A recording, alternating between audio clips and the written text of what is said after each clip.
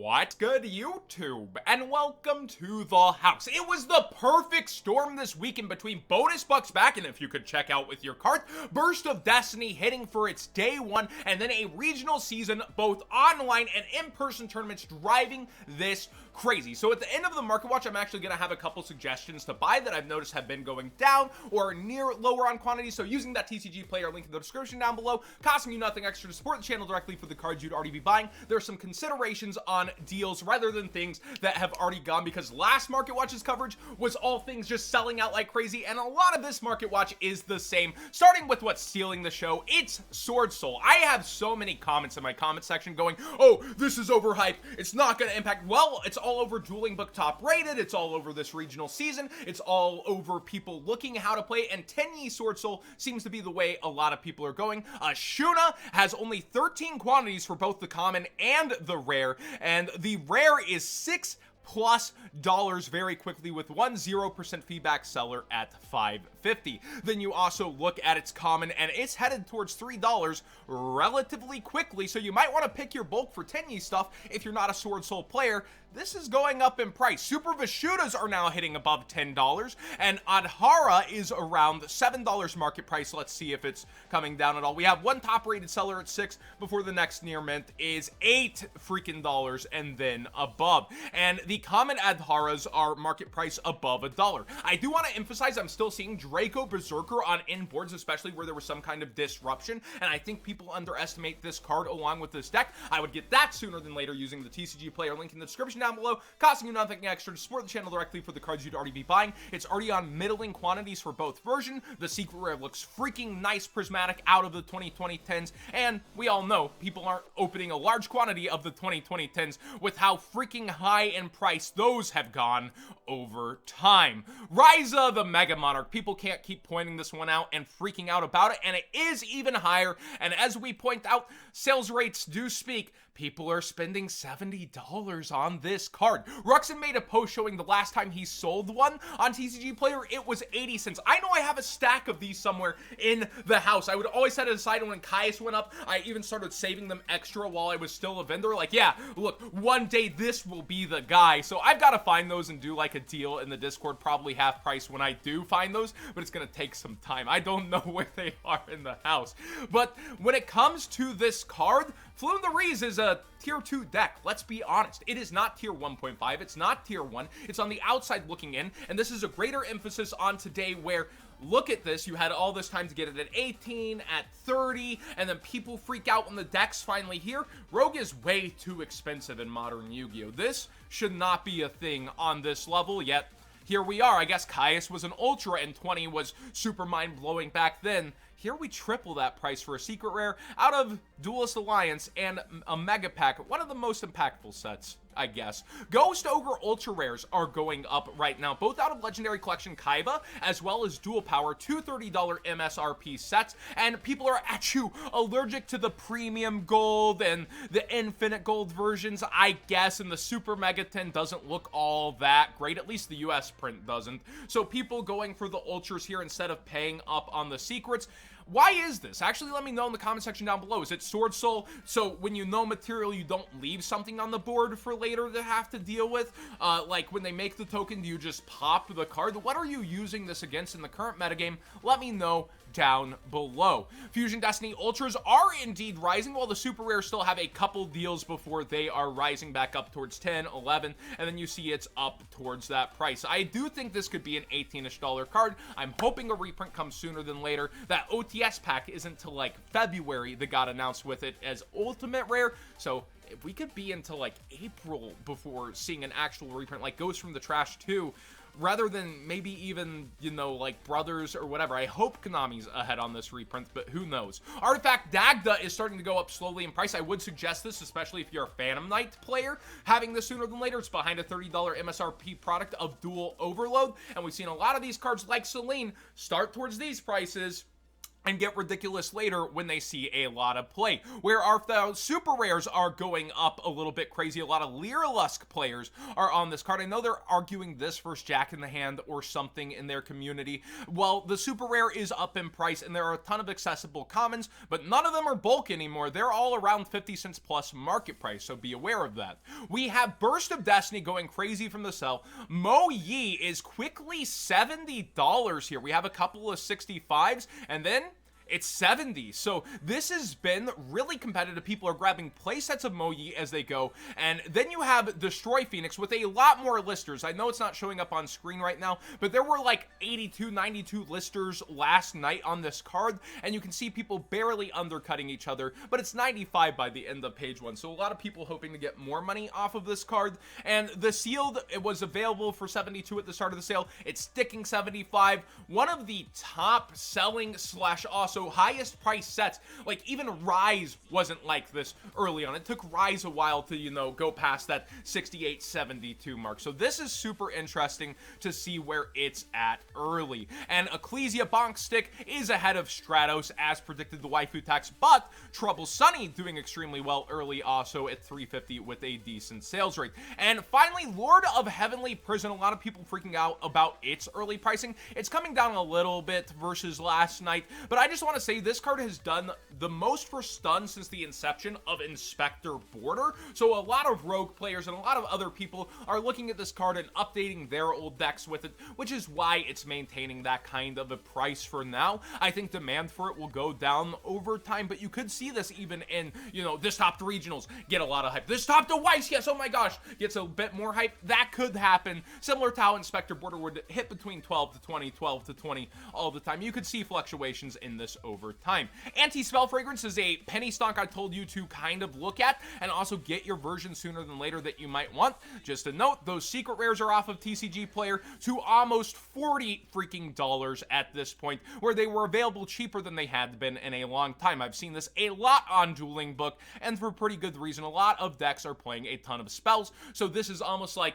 the same as Imperial Order. If you can end them in the next turn, well, guess what? All these essential spells you wanted to play, they're not activating on your first turn. Harpy's Featherstorm has actually doubled down on its buyout and gone up even more for a lot of its versions. Just to note, I guess Lyrilusk is super freaking popular right now, past what I expected. I'm seeing it played a lot more. I'm seeing F-Zero on that inboard. I'm seeing it do things I didn't think it would be doing. So Harpy's Featherstorm, just a note, the nice hollow versions of it, they're a bit more than I thought, and there's still only 3 printings of this. Effect Veiler Starlight and Effect Veilers in general got a lot of buyouts. This is plopping out of hands left and right in this format. I mean, not everybody's on Triple Tactics Talent right now, too, in their deck, but I'm seeing that a lot more, too. So be aware that's the thing if you're choosing Veiler. But the Starlights, whew, they are up, and so are the ultis, so are even the platinum rares, which I unironically like that version. The gold rares, every single hollow version of this is up in price and has been headed that way, but it's just getting even more ridiculous.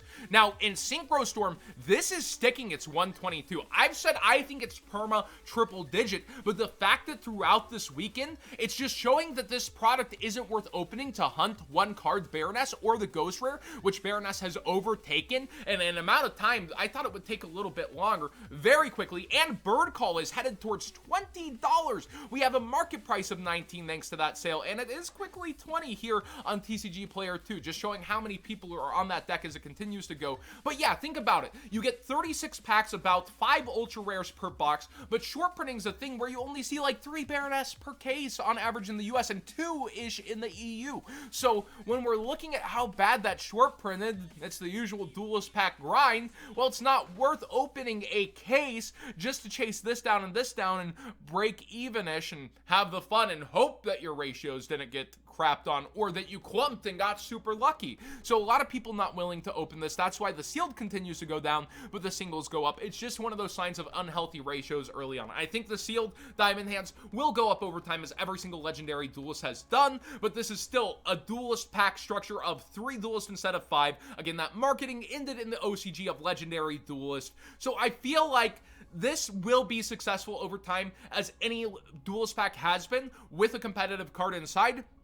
but it's going to take these going up even further to make the sealed go up by being worth opening. And then on top of that, that won't really quell the quantity demand. It will be people finally getting frustrated and going for it. So that's kind of the interesting catch with that. These being opened won't actually cool the demand too much for these. Lightning Storm has everyone freaking out. We've covered this, I feel like, so many market watches over the past couple weeks. It is in a lot of side decks, slash we see it even in some main decks, but the King's Court version, King's Copium, 6969, not so nice market price, and you see some listers coming in here pretty quick as well. Well, I don't know. I don't feel like it's worth it at this juncture versus other options. I see Dark Ruler no more played the more, yet at the same time, back row decks are still a mix in the metagame, so I understand wanting access to also just like clear out all of the monsters on the Phantom Knight board and that sort of thing people are prepping for. But I would just go for the secret rare for a couple more dollars, and the first ads are 85, 86. That 10 extra dollars versus the ultra at this point to 15, it's still worth it, because let's say there's a super rare reprint somewhere, the first original, even though it's the third lowest rarity, will fall a lot slower than the ultra rare, which will be the one that would immediately be dropping. So protect your investment if you are buying this card right now. Don't just skimp by on, like, you know, I get it, $30 to $45 on a playset. Just get the secrets instead and protect it a little. Now, the collector rares have gone up a ton over these past couple weeks. It's at 130, and surprisingly, the Starlight rare, tons of people continue to list. You see the shock price, yeah, direct, TCG direct. Well, it's at 300-ish still, and then 350, but you see here, after those copies are gone, it shoots up a lot, so you might want to get your copy sooner than later. But what was super interesting is during the sale, look at how many of a Starlight specifically sold. People kept relisting during the sale instead of letting it go up, being super greedy, and that's what I love about the bonus bucks back. People make these split decisions during, and instead of choosing ultimately greed, they go competitive. I want to make my sale now. I'm gonna get it, even though every other version is, let's make the sale, baby. And that's why I say always look through bonus bucks back throughout the day for those sales, because that's a pretty awesome sight to actually see. Instead of them trying to get 450 off panic hype, everybody still got them at 300, and here it is at the end of the sale. One of the feels good stories. Now, cards I would suggest getting sooner than later, M7, both secret rare and dual terminal, I think are pretty good grabs. We've seen the secret rare do nothing but go up, up, up for virtual world. It's around $15, and the DT, Legacy of DT, it can't be understated for ultra rares. This is only $30. I could see this being 45 to 50 very, very easily. There's a good amount of quantities of these right now for a decent price, so I would get that sooner than later if you've been considering a nice version. And there's still going to be the budget versions between Dual Saga and a nice specific rarity, which that also could be going up, and then gold, which people will be actually allergic to, and then a King's Court rare, making sure the lower end of this stays cheap. But I could see these three versions going up, so I would get those sooner than later, and they've been going way down on quantities. Samorg, it's still just a buck, that $30 MSRP product lock for it, yet this card is oh so freaking good and seeing a large amount of play once again. I would have yours sooner than later. I know this is one of those penny stocks that might never turn out to really, you know, be up there, but I feel like this card is so much better than a buck to two. Yet here it stands, staying there. I would still get it sooner than later, especially if you're on these decks. You don't only have yourself to blame if you don't have this in your arsenal for $1. And finally, Ultimate Abyss Dweller is ending up on a ton of boards, not Ultimate Rare itself, but specifically Dweller. I'm seeing, you know, you have Parallel Exceed splashing itself into a ton of decks, and they make Dweller a lot with this, and this also goes for past formats. This has done nothing but go down over time, and it feels like the modern age version of, like, Colossal Fighter was at $8 forever, Catastor was at 11 to $12 forever for the ultis, and as past formats surged, a lot of people went after those. This has done nothing but go down over time, and I think it's a very solid version of the card that actually looks pretty decent, and I would take a secret rare over it, especially a prismatic secret rare. We just don't have that. We have a super, we have a gold, we have a dude ultra, and we have another super, so the ulti is honestly the nicest looking version out there, and I'd get that sooner than later, because I do think throughout this format, with how much it's actually ending up on boards, and us wrapping back into those conversations of, oh, Scythe should get banned, the turn along play game, I'm so tired of Abyss Dweller. We haven't heard that in a good year plus, ever since Calamities was also up for conversations, but I think we will see this a lot in this metagame, and if you're playing Parallel Exceed, you probably already know you're on this card, but have access to this, the turn long floodgate that does a lot.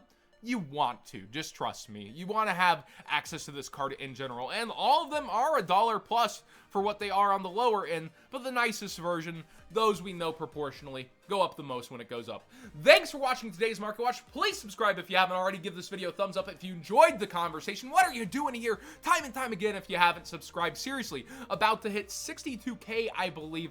It's been a long journey. I want to hit 100K someday, but I'm just appreciative to be able to do this for my job. Like, I can't believe every time, like, I get to do Market Watches I truly enjoy, and they're actually pretty interesting to talk about. I'm like, dude, I used to be sorting A, B, C, D, E, F, G, sort, all alone, not talking to people about the game I love, only getting to really go to locals to have my social life. Now I get to do that from home.